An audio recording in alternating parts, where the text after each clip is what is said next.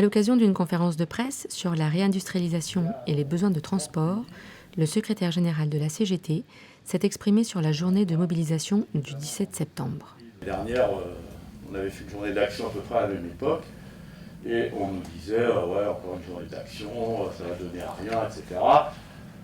Bon, vous avez vu que des fois, il faut regarder à long terme parce qu'il y a des mécontentements qui se cristallisent, et on a assisté à la fin de l'année et au début de l'année dernière à une des plus grandes grèves de l'histoire à la SNCF, à la RATP, et beaucoup de mobilisations. Enfin, tout le monde est confronté à des nouvelles problématiques.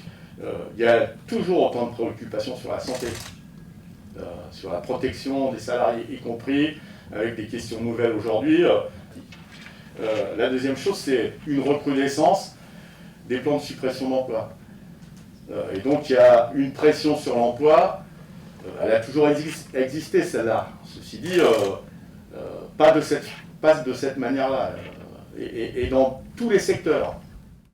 La diversité des situations fait que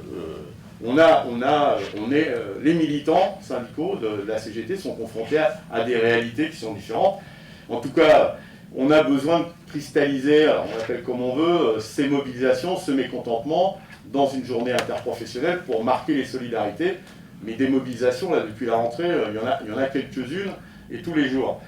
La suite, on verra. Il y a beaucoup de colère parmi les syndiqués, les salariés, enfin, ceux que je croise, et donc, par exemple, sur les questions de pouvoir d'achat, les premiers de corvée, ils attendent toujours d'être reconnus comme indispensables au pays.